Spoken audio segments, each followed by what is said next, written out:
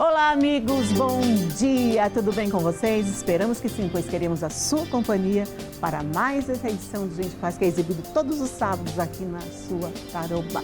Bom dia para você também, Wilson. Tudo bem? Tudo bem, você? Dormiu bem? Bem, tá tudo certinho. E você, tudo bem? Muito obrigado pelo carinho, pela audiência. Mais um Gente que Faz, iniciando aqui pela sua TV Tarobá. Fique conosco porque o programa hoje está imperdível com as informações. E já está aqui com a gente o Dr. Nauri Rodrigo. Ele é médico veterinário e participa aqui do nosso quadro Saúde de Animal para vocês. Exatamente. E vai falar sobre como anda a saúde de seu animal. O animal também envelhece, né? E daí? Quais são os sintomas? Como que você vai cuidar? E olha, quais as doenças? Quais as doenças e você tem as informações com ele assim. Você sabe o que eu acho interessante, Wilson? A partir de que idade o animal, o seu cachorro, o seu cão, o seu gato, né? Isso. Ele fica idoso, né? A partir de que idade? A partir de que idade? Isso, né? O doutor Nauri vai estar explicando para nós hoje. Né? E vai estar aqui com a gente a doutora Selma Fará, que é médica geriatra, e vem falar de um assunto também muito interessante. Quem cuida a atenção à saúde dos cuidadores de idosos, né, Wilson? Olha, é importante, porque você cuidar de uma pessoa que está com demência, com Alzheimer e tal, não é fácil, né? Tem que ter muito amor envolvido, né, Wilson? Isso aí. E também tivemos no Gênesis conversando com o Dr. Galeto, que explicou para nós a evolução desse hospital, desde quando começou nos seus 20 anos e porque é um dos melhores... Nós estivemos lá, né, Wilson? É, um dos melhores hospitais de Cascavel. Com certeza, tá? Qualidade de vida incrível. Isso então, a partir de agora, pela TV aberta, pelas mídias sociais, está no ar o programa Gente que Faz. Continue com a gente, gostamos de sua companhia. Vamos lá?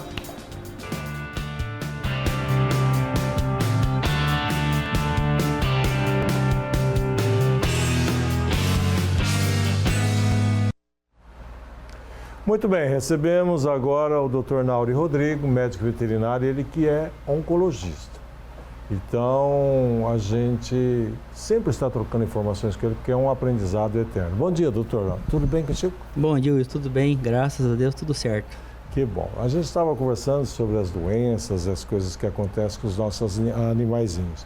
Até a Lila fez a abertura perguntando para ti, doutor, qual que é a data, ou quantos anos você começou a observar que o seu animalzinho também está envelhecendo e precisa de tratamento? Exato, Wilson. A gente pode ter alguma variação, principalmente no caso do cão, pelo porte do animal. Então, um animal maior, você pega um animal, um golden, um labrador, né, que são raças maiores, um dog alemão, ele tende a envelhecer mais rápido. A perspectiva de vida média é menor. Então, a partir dos seus 6, 7 anos, já se considera um animal idoso, entendeu? Um animal de pequeno porte, você pega um animalzinho menor, a perspectiva de vida é maior. Então, com isso, ele tende a envelhecer um pouco mais adiante também. Então, seria por volta do 8º, 9º ano, a gente começa a cuidar desse paciente já entrando de adulto para uma fase mais idosa, sabe? Mais idosa. Exato. Então, você estava comentando com a Lila aqui nos bastidores, que ele começa também a inverter a noite pelo dia, mudar os costumes, já tem que observar que alguma coisa está errada. Exato. A gente tem um déficit de cognição, e os que são animaizinhos mais idosos começam a apresentar.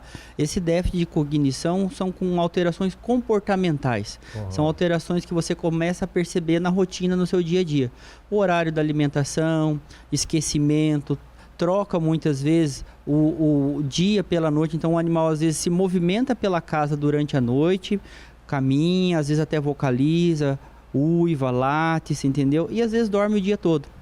Troca muitas vezes o ambiente que ele era acostumado a ficar deitadinho, brincando, ele começa a se esconder atrás de móveis, atrás de sofá. São alterações comportamentais, né? E isso gera muitas vezes na idade, na senilidade, né? Quando o pacientinho ganha idade. O pacientinho, no caso, ele novo ou é uma mais idade, ele começa a ter problema na área de oncologia.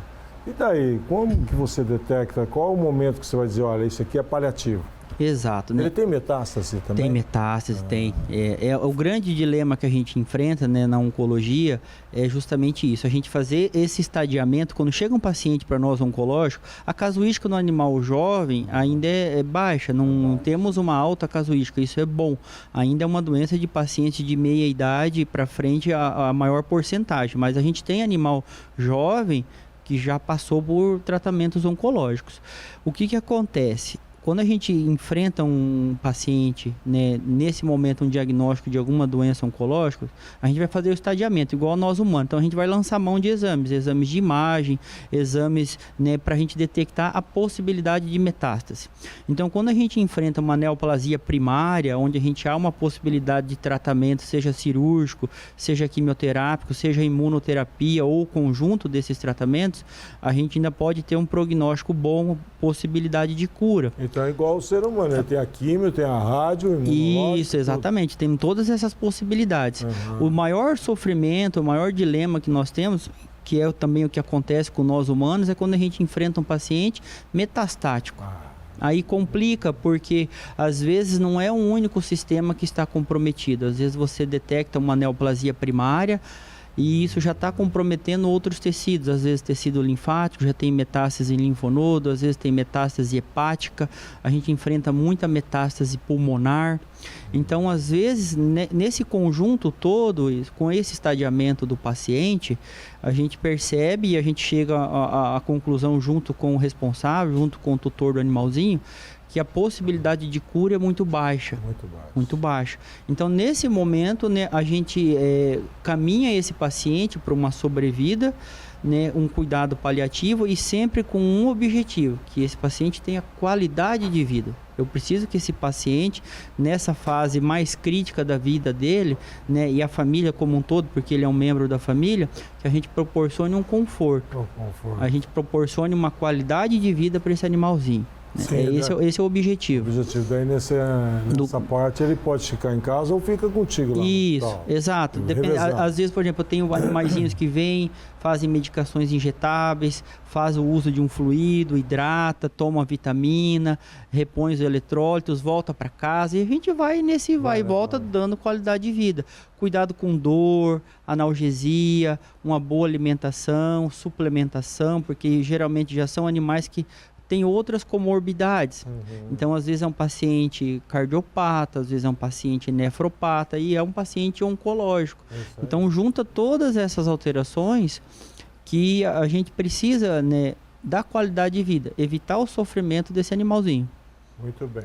Você que está nos assistindo aí, acompanha bem, o animal também tem câncer. E olha, o doutor é especialista e na clínica está aí o endereço para que você possa ir, fazer contatos e saber que realmente tem que cuidar para que, caso precise do estado paliativo, ele sabe muito bem o que fazer, né, doutor? Exato, né? A gente sempre conversa, deixa sempre muito às claras com o tutor, o responsável pelo animalzinho, que a gente sempre quer o melhor, a gente quer qualidade de vida.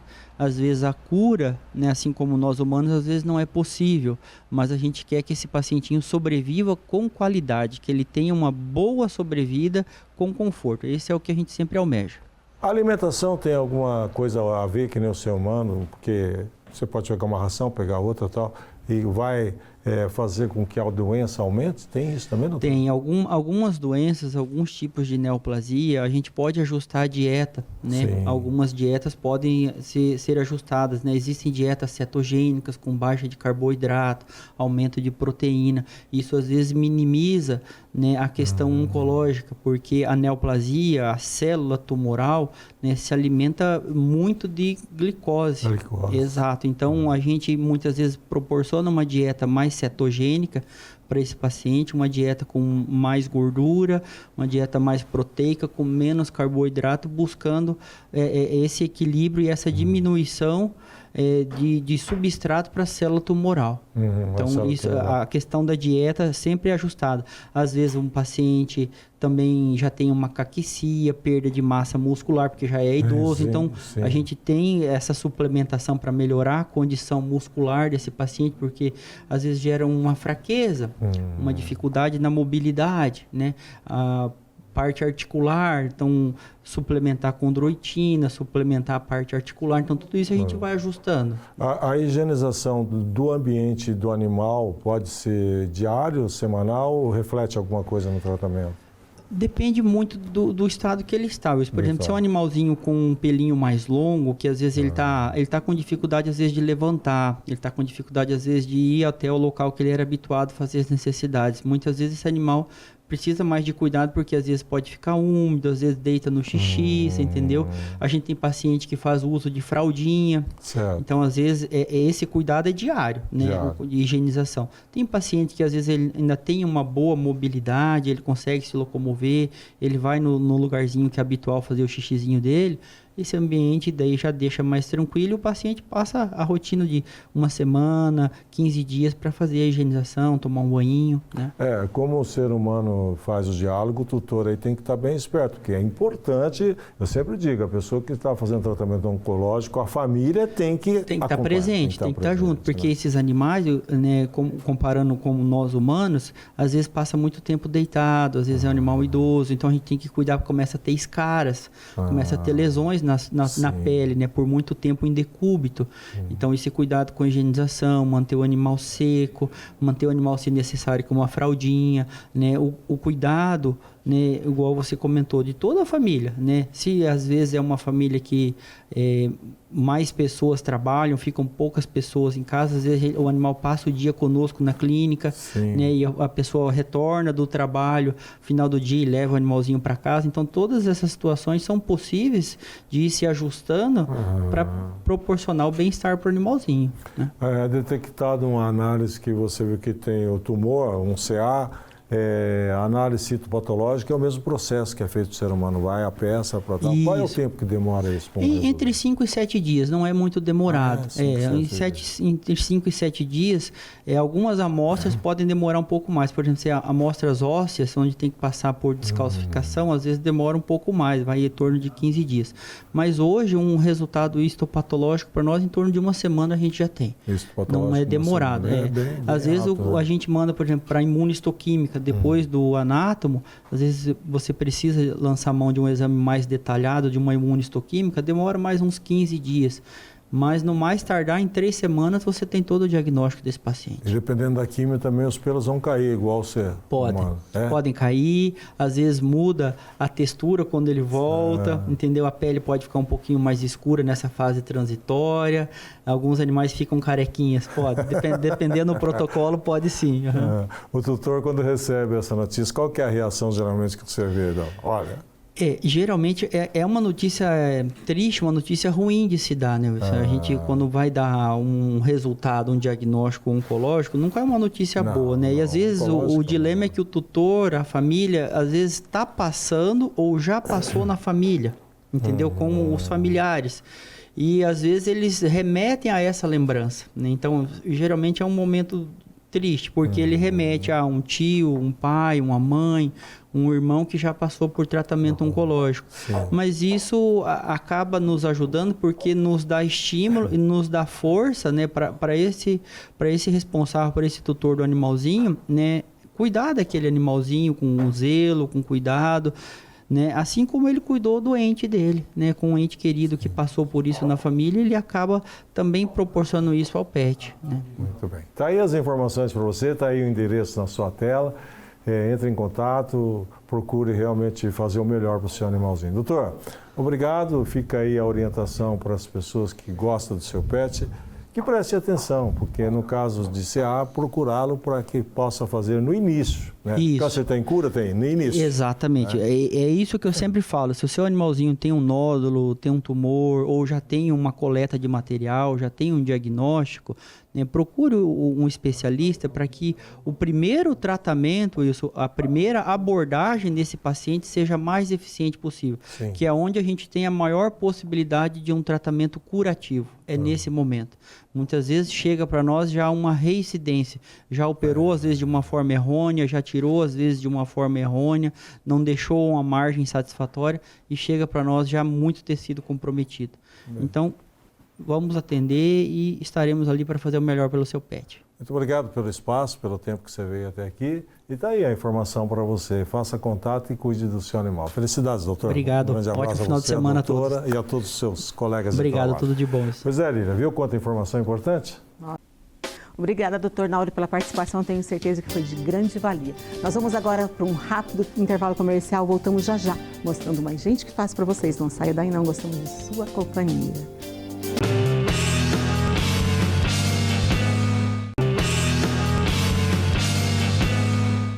Muito bem, estamos de volta e este é o programa Gente que Faz, sempre preocupado com a sua saúde, com a sua qualidade de vida. E falando em saúde, qualidade de vida, eu recebo com muito carinho mesmo, a doutora Selma Fará, ela que é médica geriatra renomada aqui de Cascavel. Bom dia, doutora, um prazer receber você. Bom dia, é um prazer estar aqui novamente. Ainda mais para falar de um assunto assim, que a gente não presta muita atenção, né? Cuidando de quem cuida de um idoso com Alzheimer ou com qualquer demência, né, doutora? Porque não é fácil, né? O cuidador, ele sofre muito, né? E às vezes ele não pode nem falar o sofrimento que ele pensa no sofrimento da pessoa que está com demência e esquece dele, né? Então, verdade. Então, o cuidador é uma pessoa super importante na vida do idoso que está necessitando de cuidados, ou por estar muito frágil, ou por estar demenciado. Então, o cuidador, principalmente, ele tem que ter muita atenção naquele idoso. Ele tem que fazer tudo que aquele idoso deixou de fazer sozinho. Toda a autonomia que foi perdida, ela precisa ser compensada pelo papel do cuidador. E quanto mais a doença vai evoluindo, mais exige o mais cuidador se responsabiliza, cuida daquele paciente. Então, isso gera um estresse muito grande. E muitas vezes a gente precisa olhar para o cuidador, porque ele estando bem, o idoso vai estar bem. É verdade. Se ele ficar estressado, ficar muito cansado, que é o que mais acontece, acaba que o paciente sofre junto. E o tratamento, né, não corresponde aí, né? Porque devido a esse estresse todo, o paciente também sofre nesse sentido às vezes o medicamento não faz nem efeito, né? Porque Então, assim, a maior causa de internamento em instituição, né, em asilo, são os pacientes demenciados, né? Então, tem que ter um cuidado muito especial quem cuida do idoso demenciado. Na fase inicial da doença, né, é uma fase mais complexa, onde a família tem um papel fundamental e são os primeiros sinais, é um desafio fazer o diagnóstico, mas conforme o paciente vai evoluindo, vai perdendo mais autonomia e a família, um cuidador da família ou um cuidador de fora vem cuidar do paciente, é sinal que o paciente está mais necessitando de ajuda. E aí os cuidados vão aumentando, né? E a sobrecarga emocional também. Então, o cuidador, seja familiar ou seja cuidador de fora, ele tem que ter tempo para descansar, tem que dividir as tarefas. Eu vejo que muitas vezes as famílias sofrem porque só uma pessoa da família cuida. E isso não pode, né? Tem que haver um rodízio. O cuidador ele tem que ter um tempo livre para ter o autocuidado. Ele precisa, muitas vezes, ir ao médico, verificar se não precisa tomar um medicamento para ajudar, que ele está estressado, ansioso. Toda a família deve estar envolvida em cuidar tanto do paciente como garantir que o cuidador esteja bem cuidado. É verdade. Para que o paciente eu sei muito bem o que é que eu cuidei da minha tia que teve, né? Então ela ficou 2 anos comigo, assim, bem na fase inicial do Alzheimer, eu peguei todas as fases. Então é difícil, dá muita dó, mas você tem que se cuidar, né? Você tem que se cuidar, porque senão você fica doente também. É porque você vê, né? Às vezes você fala assim, o cuidador pensa, nossa, mas é porque ele é teimoso. Não é porque ele é teimoso, é porque ele perdeu a capacidade de entender a importância de fazer aquilo, por exemplo. Então, você precisa estar bem para não entender tudo errado, vamos dizer assim, né? Porque ficou ruim, ela é muito ruim. Não é que ela é muito ruim, é a situação do cérebro, de toda a parte cognitiva, né? Isso. Porque você precisa ter uma flexibilidade na hora de você cuidar do idoso, principalmente o idoso demenciado, né? E quais os sinais de alerta que indicam que um cuidador pode estar sobrecarregado, doutora? Bom, se ele começa a perder a paciência, se ele começa a ficar muito cansado, né? E que indicação, que conselho você daria para essa família? Vamos supor, trocar de cuidador ou ter 2 cuidadores, uma semana outra, para não ficar aquela coisa assim, para sobrecarregar. Um cuidador, ele pode ficar sobrecarregado e descontar no paciente? Ah, quando a gente fica nervoso, né? É normal da vida, né? Mas assim, eu acho que é importante entender que o cuidador precisa de pausa. Ele precisa de um descanso semanal, ele precisa de um descanso durante o dia, fazer uma pausa, né? É preciso olhar não só o paciente, mas também o cuidador. Ver se o cuidador está tendo as horas adequadas de sono, se ele está tendo a oportunidade de ter o autocuidado, de fazer uma caminhada, por exemplo, todos os dias, né? De descansar o final de semana, porque isso tudo é muito importante para a saúde mental do cuidador, né? Também. Muitas vezes eu vejo assim, que um cuidador da família é único, né?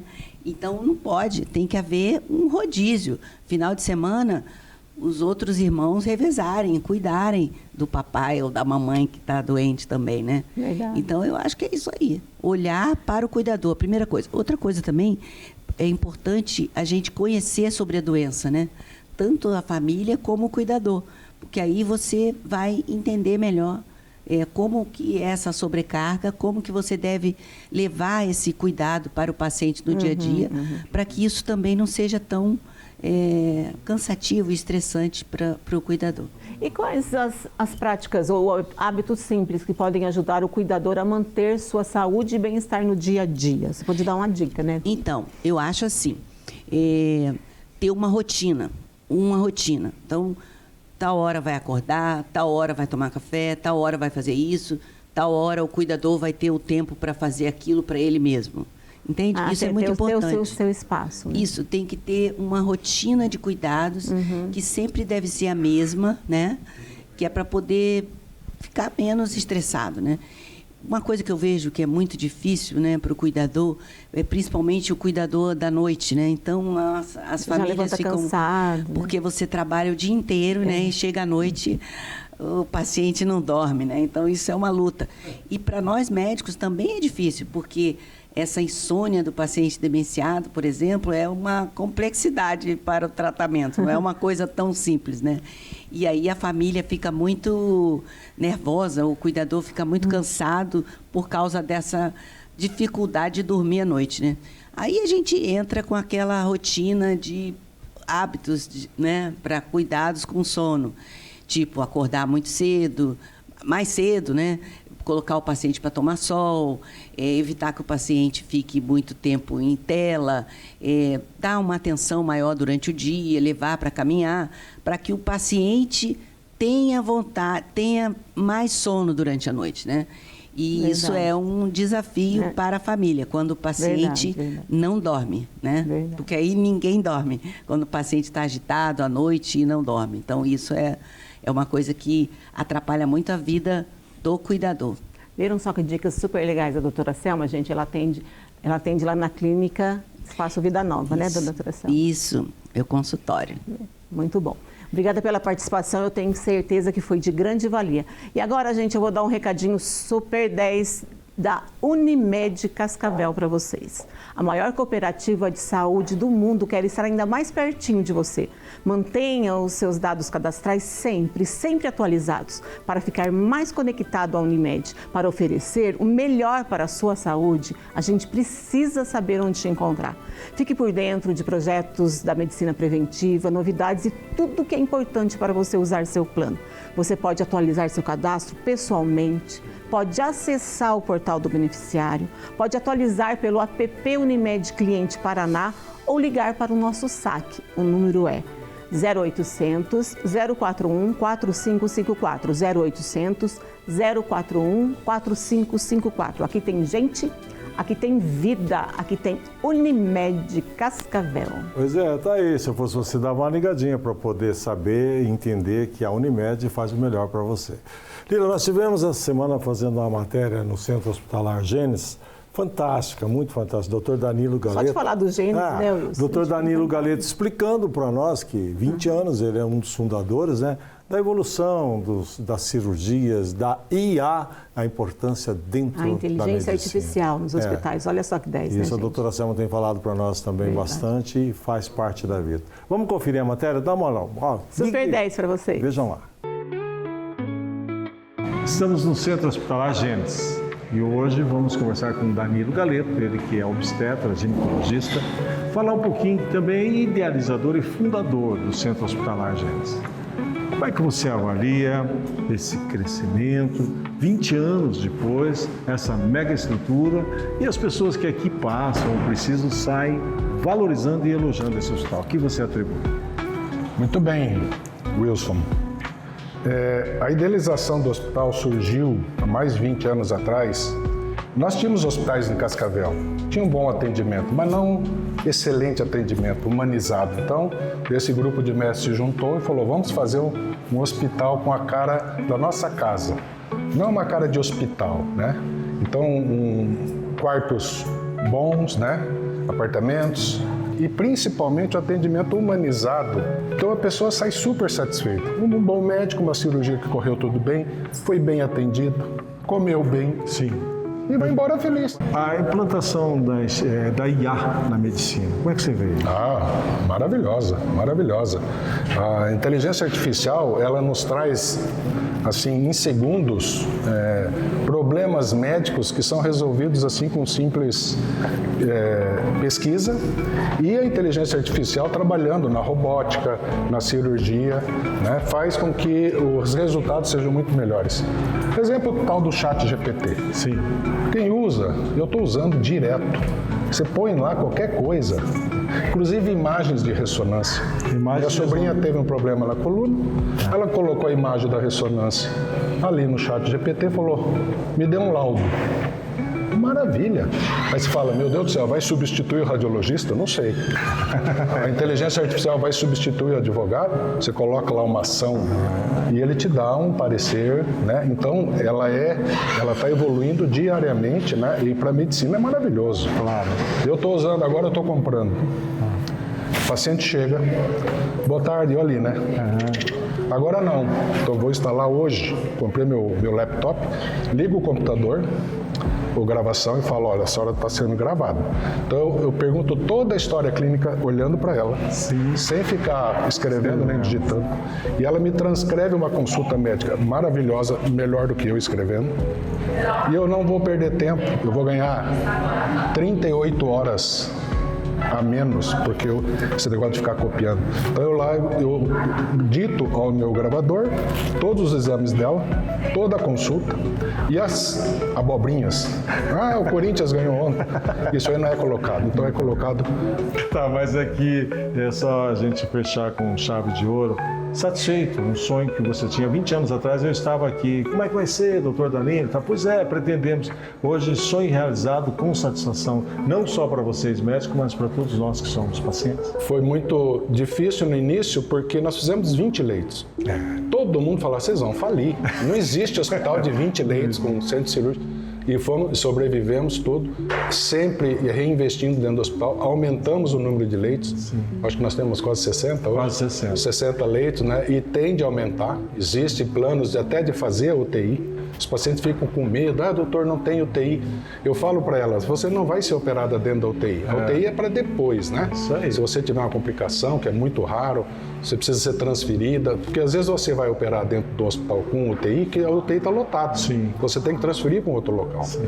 Então, raramente tem uma complicação. Então, elas podem vir com segurança, operar suas varizes, sua cirurgia plástica, amanhã você vai embora e pronto. Agora, ninguém vai operar aqui agora, uma cirurgia de cérebro, cirurgia cardíaca aqui.